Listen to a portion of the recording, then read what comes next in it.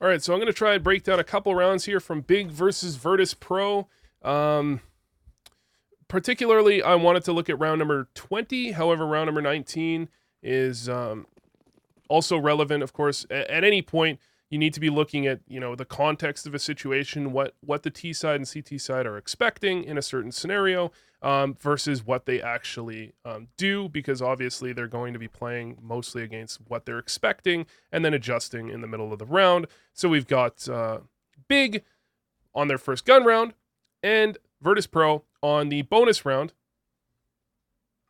Virtus Pro on the bonus round having had 5 players remaining in the previous 2 rounds, which means Big realizes they absolutely need to win this round with 4 or 5 players alive, because Virtus Pro have 1 easily, 2 probably, and if they plant both times, maybe a third buy in a row. And if you have 3 buys in a row and you get a bomb plant, you've got infinite buys in a row. Isn't that beautiful? Well, okay. So we've got the bonus round for VP. Notice that Big has no head armor, which means what is a common play in this case is for the Mac 10, if they've got a good spawn on it, or you can drop the Mac 10 to someone with a good spawn. You go for the banana play, get the Mac 10 here, flash up here, Mac 10 swings, and they come out and take top banana control. And when Big don't have head armor, there's really almost no way to effectively deal with that with consistency. So giving up banana makes a lot more sense than trying to hold it. And this nade from Keto would bounce off the roof and land here if that type of play was to happen. And you've got the nade potentially from Tabson as well to just do damage as they try and take banana.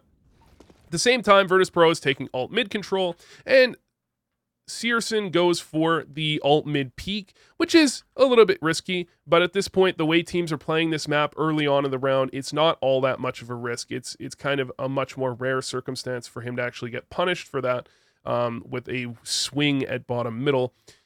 So he goes for an aggressive but not too unsafe play to go for a peek into alt middle, which is exactly what you want to be doing. If you can catch the SMGs at range with an op on an entry where you're just posted and you can easily reposition, obviously that's what you want. That's why he comes here, another shot, another potential reposition. But really we're looking at Virtus Pro's side here as they push the op back off of middle.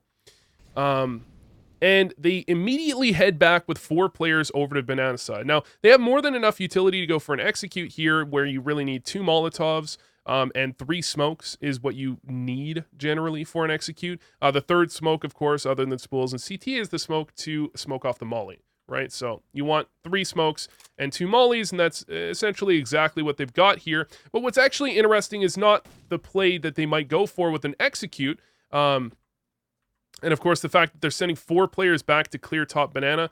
This does mean that as they clear top banana, were they to find a kill, they could instantly execute onto the bomb site. Whereas if you take a top banana control play with 3 players, or 2 players especially, if you trade out on one of them, you can't actually hit in quickly. But you see this, the smoke to retake top banana, which is getting pretty standard and really catches a lot of teams off, or it did for a little bit. Nowadays, teams are starting to really figure it out. But this is not a way that most teams go for it, where Quickert instantly mollies corner, and then he gets boosted up, and they post over the smoke. This is really cool, and what Sanji's doing here from below, if they were to run through this molly, or even smoke it off to run through it, Sanji could easily swing back and spam through and support Quickert, but they don't, so Virtus Pro have a pretty good idea now. Unfortunately, Sanji takes some damage there. Virtus Pro have a pretty good idea now that Big don't really have any banana control. And that puts them in a pretty good spot themselves to try and isolate the rotations and try and play with the rotator here. Searson knows that Big doesn't have any map control, and the attempt to contest towards top banana clearly didn't work out that well. So they just have to delay out the smoke for a few seconds. And now, because all the smokes have been used out of the Big side, and of course Virtus Pro know that, they know that, there's a pretty good chance that they're going to call their opera to rotate over to support, because they don't have any smokes, and you can't hold B with 2 players, especially if you don't have any smokes. And unfortunately, though, you can't hold A with 2 players either. Now, on this side of the map, what we haven't seen is Tizian tossed a molly in here, and then now he's smoking this off. And what that does, the molly was to make sure, without a third player supporting, they couldn't, execute up through apartments or pick him off potentially. And now that smoke gives a little bit more cover for Xantares to play here towards Moto, because the worst case scenario, there's an Opera in apartments posted on this angle and kills Xantares as he comes back into sight. But even if a rifler's there, tags him, or even just sees him, makes it a little bit more awkward to rotate back into the site. But as long as that smoke is there, it's pretty trivial if an execute's coming out while Tizian is spotting from, he's spotting even more aggressively than this in a moment. It's pretty easy for Xantares to get back into the middle of the bomb site. It's just a quick rotation. So there's nothing too much to it as long as he's not worried about apartments. And because of that smoke, it's a little bit less worrisome for Tizian as well to have to worry about someone kind of coming out apartments and splitting Boiler quickly. So it's kind of delaying them as well to a certain extent. And, if they were to come out apartments and Boiler, he could focus on Boiler and Xantares could potentially catch the guy coming out apartments, something like that. But you'll notice that Tizian doesn't have a smoke, and it seems like nowadays you really can't get away with not having a smoke and playing in back pits. Because you're just going to get mollied out. And that's the only problem I have really with the play from Big is that Tizian continually uses his smoke towards apartments and doesn't leave it for the pit player. And if you watch certain teams, they will very consistently play with a smoke held into the hands of the pit player, so this doesn't happen. Because the smoke comes out towards Moto, there's going to be a smoke tossed in the middle of the site, so Xantares can no longer even kind of crossfire to support Tizian in a situation like this. And the molly towards Tizian, he's forced to swing out, but he gets a double. And that's partially because, one of the ways you catch this guy here is you come out through apartments and catch him from balcony while you're catching him from truck side. But because Adren is tasked with staying here and covering the wrap from Xantares, smart play, Tizian only has to deal with one angle, and they're not quite in the right position, and the spacing isn't quite on point. They're kind of stacked up on each other here, so they can't really trade. Usually you want your spacing to be a little bit better, or your angles to be a little bit better, or your timing to be a little bit different to catch this. Instead, Tizian gets 2 kills and 80 damage on the third, which is not what you want to see. But Xantares wraps around the bomb site, gets a kill, turns it into the 2v3.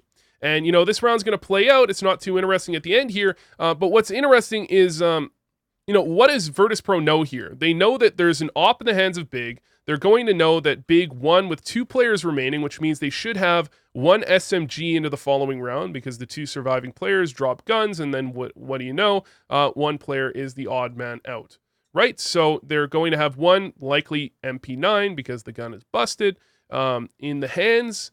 And they could, theoretically, not have enough for full utility because you get 3,400, you drop 2 rifles over, then you have 300 to buy up the extra utility. But because Tabson and Searson got kills in that round, that means they're going to have a bit of extra money to drop over a rifle, or to drop over the rifle and get utility as well. But it's just a thought, in this type of scenario, if they were on $0 and they got no kills and then won the round, they would have 3,400, drop a gun, you only have 1 nade. So it's possible that's in the minds of Virtus Pro, not kind of thinking about that. Who knows? But what they should know is that Big has an op. Their economy situation is not looking very hot, so they can continue to reset them, and that they very likely have 1 SMG.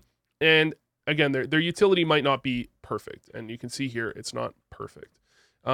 So they go for the buy, which you're expecting. They've even got Kriegs. They've got full utility, everything. And Big actually gives up banana control. So they're going to play back banana as well this round. Again, just completely giving it up, not trying to contest too heavily towards banana. Not trying to do anything too crazy. However, because Tabson tosses his smoke down towards the top banana, they only have 2 smokes left here. So Xantares worried that they might, Virtus Pro could be going for a potential execute here, especially if Virtus Pro were for some reason thinking that Big had not great utility. They could be trying to go for an execute or something like that. But what Xantares can do here is he can come over, hold for a little bit, and try and hold on to his smoke for as long as possible until Virtus Pro take top mid and then toss it down and rotate off. And what that can mean is that later on in the round, he doesn't have to be there potentially. Right? Because if he doesn't do that, late in the round, they're going to have no smoke, and they're probably going to want a 3rd player there, as they did in the previous round. However, If he tosses smoke down now, his teammate has the re-smoke, and they're in not a bad situation. Later in the round, he might not even have to be here. On this side, they're taking apartments control. There's nothing too clever or too weird. Searson, I forgot to mention here, Tizian threw again a molly in towards Halls. And this time the molly is pretty important because Searson is on the other side of the galaxy as far as Tizian is concerned. So if they were to pop out through apartments, or especially if they did apartments boiler, pinch, but if they popped out through apartments, it would be hard to do much other than get one kill, and then the entire A site is completely empty. So tossing a molly down there and then tossing a smoke down to make sure that this type of play can't happen is important. And Searson tossing the smoke towards mid makes a big difference as well, because that makes the pop from both sides, where they come out boiler and apartments, a little bit less likely. So Tizian can hold on to his smoke for a little bit, and then he tosses it down. Again, this can enable Searson to play towards Moto if he wants.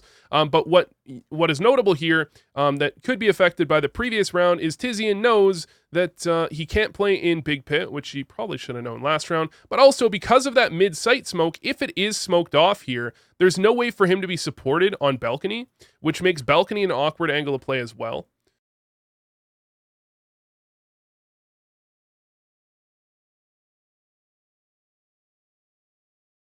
Just realized my desktop audio has been off, hopefully for not too long. But because it's going to be smoked off in the middle of site potentially, he could be isolated on Balcony, and he would be, especially with an Opper in sight, he would be incredibly isolated because the Opper has less ability to swing potentially than a Rifler does as well. And obviously, it's a little bit awkward sometimes trying to jump back up onto Balcony after you've thrown a smoke, because sometimes you can make a footstep. But in general, it's a potential play that he doesn't want to make because he very likely could get isolated, and because this is a pretty solid play as well. It's kind of the bait and switch from the site. The Opper makes contact. Tizian is there to try and prevent the bomb plant. Tizian is there to try and make sure nobody can push on the Opper too aggressively. It's a pretty solid play, but the awkward bit is now you have two players in sight, and this is why most teams don't go for this too often, because now you've got two players in sight, which is fine. But the third player has nowhere to rotate to, potentially. He's going to have to rotate into the bomb site, because where else is he going to go? And that really stacks three players into the bomb site. Usually not what you want to see. Then Virtus Pro, with only 30 seconds left, they put some pressure on Banana, but they need to retake top middle, and they want to do it without using too much utility. So they smoke towards Arch, they toss a flash, and it looks like they want to go quickly, or fairly quickly, but they decide to slow it down a bit. And what Xantarez is going to do here is, line up this angle here where he's shooting straight down this angle. If someone is posted trying to kill him, watch the smoke run through, he'll very likely get a kill there. He can kill players as they run up onto the bomb site, because it's kind of cutting off this angle here somewhat effectively. It's just an AK, but it's cutting it off. So it's a pretty effective spam. Just can't shoot too many bullets, or the return fire would have killed him. He's like milliseconds away from getting return fired. But he gets a kill there, which is big, very, very big as to the way the rest of this round plays out. But what you see is Quickert, now he knows that that Xantarez was there, and because Xantarez made presence there, there's an even higher chance that he backs off towards the bomb site. And because the time is so low, and I'm not a huge fan of how slow Virtus Pro are playing this is kind of overkill, to be honest, but it works out for this specific play, because, if there's any extra time, teams have been kind of conditioned now to be ready and waiting for this exact play, for this lurk around. A lot of T sides will do it around 25 seconds because, any earlier in the round and people are worried about it. You're posting on it, you have a player there, you're spawning it, you're doing something, but as the round ticks down, the extremities of the map are much less important.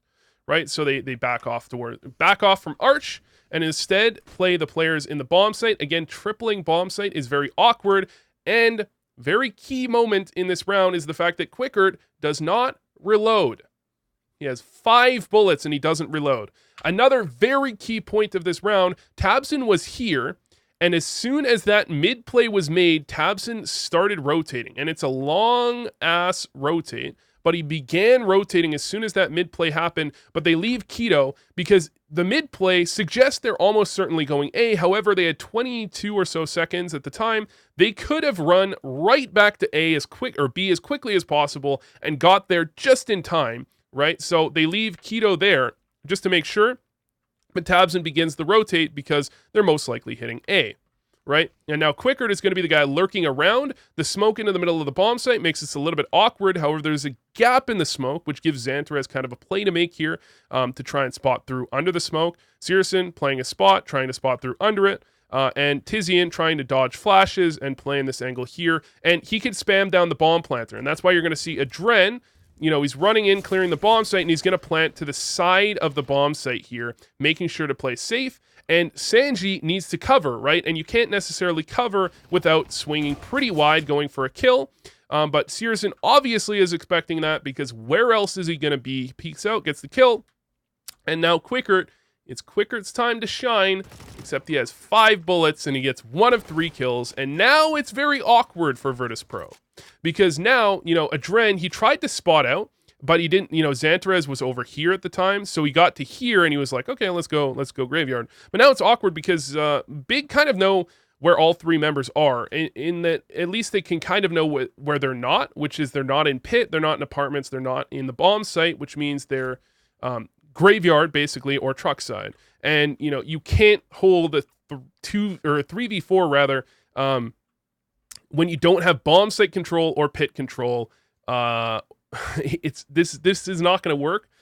So Virtus Pro know they have to get aggressive, but the play that needs to be noticed here is Tabson's pushing through the smoke. He pushed through the smoke that was behind him a second ago because there was still chaos on the bomb site. As long as there's chaos, as long as, the T side can't set up and be ready, you can see this push through happening very easily because the T's aren't going to be set up for it, and that it almost entirely mitigates the potential for someone to be kind of having the smoke advantage because the T's aren't going to be ready, right? So he creates more chaos, more potential for the terrorist to not be looking at his teammates by coming through that smoke. But, if you're hoping for him to get kills, you're hoping that they're looking at his teammates and he can catch them in the side, which is more or less what happens. But credit to him for rotating quickly when the mid control happened, because if he's an extra second later, he doesn't find this perfect timing where he grabs that kill, then he's going to swing, and Quickert not quite ready for him to be swinging. James definitely not ready for him to be swinging, finishes them both off, and that's the round. So you can see how some of the things in the previous round, for example, the fact that in round number 19, Virtus Pro went for a very similar play, but they didn't wrap a player.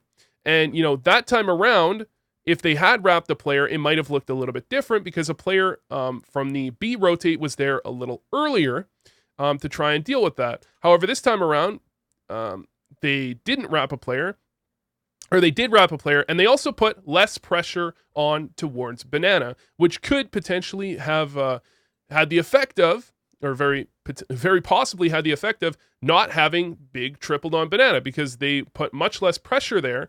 So there was a bit less reason for Big to have 3 players there, which means their archside player with 13 seconds left is obviously going to rotate into the bomb site, and he's not going to catch the player lurking around wrapping A from truck or from arch side. Whereas if he was rotating back, he would catch that player. So that's not it's probably not part of the call, but it's kind of part of the idea of Quickert going for that wrap. I assume the wrap is kind of an option play in that situation. And Quickert saw an opening and went for it because they know a third player is there. Xantarez is the arch side player. They know he's there. They know he's probably rotating into the bomb site, so they know, that information. And with that information, they can make the play that they made that was really supposed to win them the round. If Quickert had fucking reloaded. But I'm not a huge fan, personally, of how slow, honestly, Virtus Pro played several of these rounds. That it's just getting a little bit too late, and you can't prevent the potential for someone in the bomb site to actually just take down the bomb planter. It's always possible. You can't guarantee it won't happen, and if you don't have time to replant ever, it doesn't look too good. But also, I mentioned in number 3, which you can watch whenever or never, that it kind of looked like some of the plays these guys were making were kind of, like these teams know each other almost. It seems like I wouldn't be surprised if they practiced against each other. And hey, maybe I'm wrong, but some of the plays just didn't really make all that much sense otherwise, to be honest. They just looked very weird. So I would love to know if they did or they didn't, because if they didn't, then I'd love to take a look at the plays and see why they were made otherwise. But thanks for watching.